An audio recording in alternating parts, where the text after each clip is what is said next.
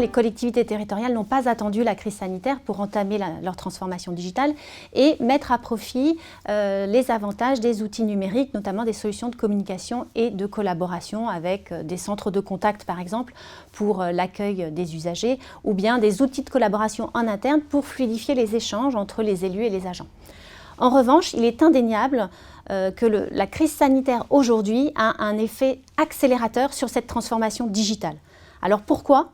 Parce que du jour au lendemain, l'utilité, et je dirais même plus la nécessité de cette transformation digitale a été démontrée.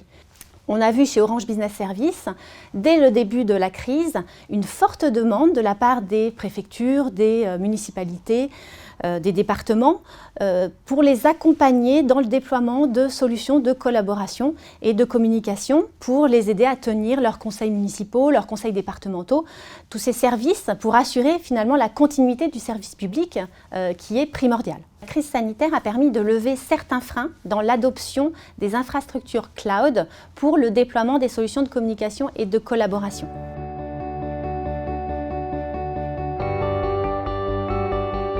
Les leçons de la crise sont nombreuses.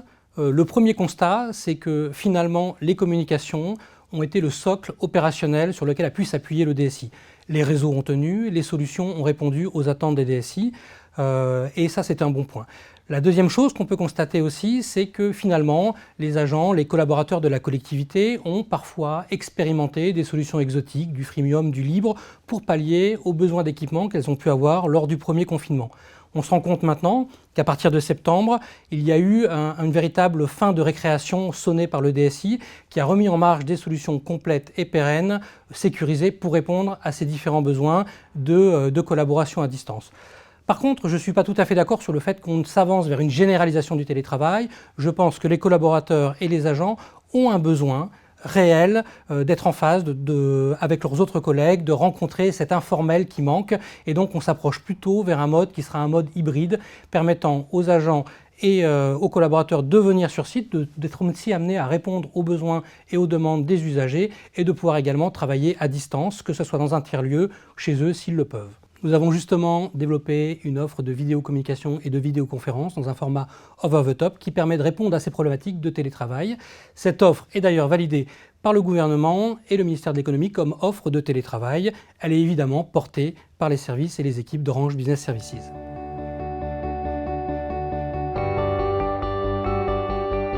L'inclusion numérique est un sujet chez Orange qui nous tient particulièrement à cœur et sur lequel nous sommes très engagés depuis longtemps.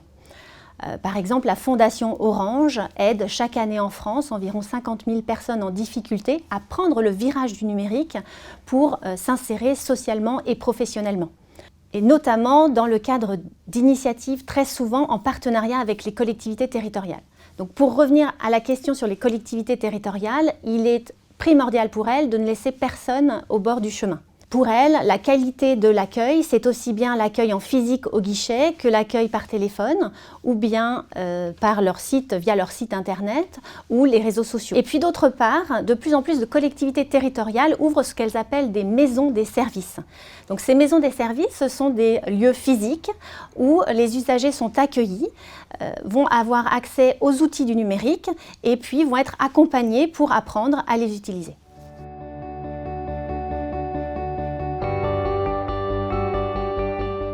Même si les communications unifiées et collaboratives existent depuis longtemps, et je pense aux solutions de messagerie instantanée, chat, email, vidéo, et qu'on a constaté que le secteur privé les avait adoptées depuis très longtemps, on remarque une accélération de cette adoption dans le secteur public, en particulier dans les collectivités locales et territoriales.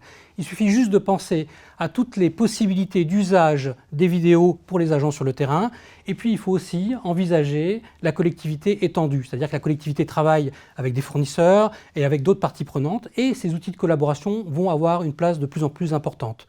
Ce qui plaide d'ailleurs en faveur d'une solution unique qui va permettre de passer d'un terminal à un autre. On entame une discussion sur un smartphone, on la poursuit sans coupure sur un ordinateur portable. D'un média à un autre, on engage une conversation au travers d'un chat qu'on poursuit sur de la vidéo. La prise en compte de cette transformation et de cette adoption des outils de collaboration, elle est importante parce que de plus en plus, que ce soit les collaborateurs dans la collectivité comme les usagers, sont de plus en plus impatients et exigeants dans les outils de communication qu'ils seront amenés à utiliser. Et ce qu'il ne faut pas oublier dans cette adoption des solutions de communication unifiées et collaboratives, c'est l'accompagnement en changement. Il peut être assuré par des bureaux d'études ou des consultants, comme par les équipes d'Orange Business Services.